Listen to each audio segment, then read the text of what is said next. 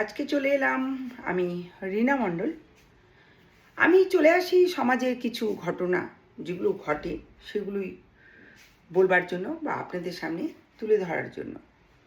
দেখুন, আমরা বৃহস্পতিবারের একটি খবরে জানতে পারি হাওড়ার দৈমান্তি যে বন্দুক শুটার 15 বছর বয়স, সে নাকি মার্কেটে গিয়েছিল কিছু বাজার করবার জন্য।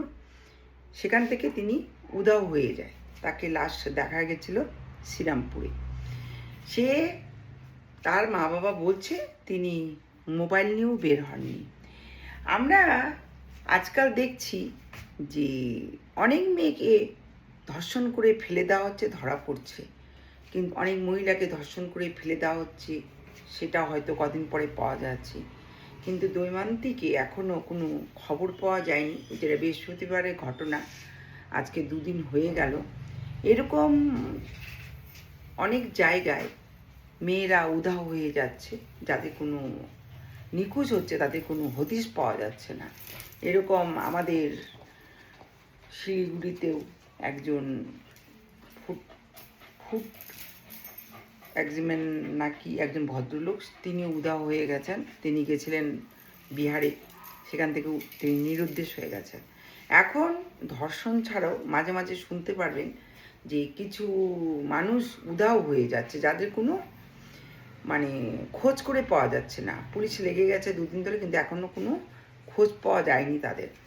এরকম এখন আর একটা যেটা কাহিনী হচ্ছে, উধাও হয়ে যাওয়া, কিছু হলে উধাও করে দিচ্ছে। কী সব এগুলো কাহিনী হচ্ছে, কে করছে, কেন করছে? আর মেয়েটি দময়ন্তী, সে নাকি মোবাইল নিয়েও বের হয়নি। সে মার্কেটে গিয়েছিল মার্কেট করতে বা বাজার করতে, সে মোবাইলটা সঙ্গে নেয়নি। সে মোবাইল তো এখন একটা কমন জিনিস, মানুষ বাড়ির থেকে বেরোলেই একটা মোবাইল হাতে নিয়ে বের হয়। কারণ আজকাল মোবাইলটা এমন একটা সাহারা রাস্তাঘাটে, কোনো অসুবিধায় পড়লে আপনি যখন তখন যেখানে সেখানে ফোন করতে পারেন। এই জন্য আমার মনে হয় প্রত্যেকেরই মোবাইল নিয়ে বের হন বা বের হওয়া দরকার আছে। কিন্তু ওই হাওড়ার মেয়েটি 15 বছরের, তিনি কিন্তু মোবাইলটা নিয়ে বের হননি। এটাও একটা চিন্তার ব্যাপার আছে, তিনি কেন মোবাইলটা নিয়ে মার্কেটে গেলেন না। তিনি মার্কেট গিয়েছিলেন নাকি কিছু বাজার করবার জন্য, কেন মোবাইলটি নেননি? আর এরকম করে উধাও হয়ে যাওয়াটা কেমন যেন একটা লাগছে যে কি করে এই জিনিসগুলো কি হচ্ছে। যে আজকে মোবাইল নিয়েও যেখানে তিনি বের হননি, হঠাৎ করে বের হয়ে উধাও হয়ে গেলেন, সেটা নানা রকম তো চিন্তা আছেই। আজকাল ঘরে ঘরে মেয়েরা আছে, ছোট ছোট মেয়েরা, নাবালিকা যারা বলতে গেলে, তাদেরকে যদি এরকম করে উধাও করে দেওয়া হয় তাহলে তো বড় চিন্তার ব্যাপার। আমাদের বাংলাতে কিছু জিনিস নিয়ে কিছু বাংলার মানুষ অনেক চিন্তায় পড়ে আছেন। অনেক বাংলাতে ভালো কাজ হচ্ছেন, কিন্তু তার মধ্যে যে খারাপ কাজগুলি হচ্ছে, এই যে যারা ছিনতাই উধাও করে নিয়ে যাচ্ছে, যে মানুষগুলো যে ধর্ষণ করছে, তাদেরকে দৃষ্টিমূলক কোনো কড়াভাবে শাস্তি যদি দিতেন, তাহলে কিন্তু মনে হয় এগুলো হতেন না। কারণ ওরকম শাস্তি একটা আমাদের সমাজে বানানো দরকার আছে, বা শাস্তি দেওয়ার দরকার আছে, যেটা মানুষ ভয় পায়। এখন দেখবেন ভয় ডর উঠে গেছে। আপনি যতই ধর্ষণকারীর বিরুদ্ধে লড়েন, আন্দোলন করেন, কিন্তু ধর্ষণ প্রতিদিনই হচ্ছে। কাউকে না কাউকে, কোথাও না কোথাও শুনবেন ধর্ষণ হচ্ছে। ধর্ষণ কিন্তু কোনোদিনও বন্ধ হয়নি, হয়তো হবেও না। আস্তে আস্তে যত দিন যাচ্ছে ধর্ষণটা বেড়ে যাচ্ছে চারিদিকে। আর বিশেষ করে দেখবেন নাবালিকাদেরকে উঠে নেওয়া হচ্ছে, নাহলে ধর্ষণ করে ফেলে দেওয়া হচ্ছে।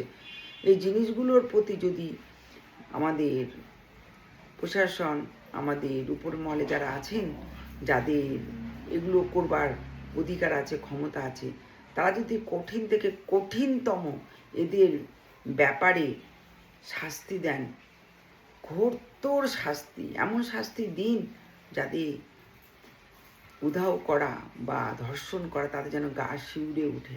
এটা আমার আবেদন রইল প্রশাসনের কাছে, মুখ্যমন্ত্রীর কাছে। এগুলো অবশ্যই দেখেন, দিন দিন আমাদের ধর্ষণ নাবালিকার উপর বেড়ে যাচ্ছে। খারাপ লাগে, কারণ আমাদের বাংলার প্রত্যেক ঘরে ছোট ছোট মেয়েরা আছে, যারা স্কুলে যান, পড়তে যান, নানা রকম কাজে যান, এগুলোর ব্যাপারে ভালো করে এইটার যদি কঠোর থেকে কঠোর শাস্তিতম ব্যবস্থা করেন এই দোষীদের, তাহলে হয়তো এই বাংলাতে, এই ভারতবর্ষে এই ধর্ষণ কাণ্ডগুলি, এই মেয়েদেরকে উধাও করে নিয়ে যাওয়া, এগুলো হয়তো বন্ধ হবে। নমস্কার।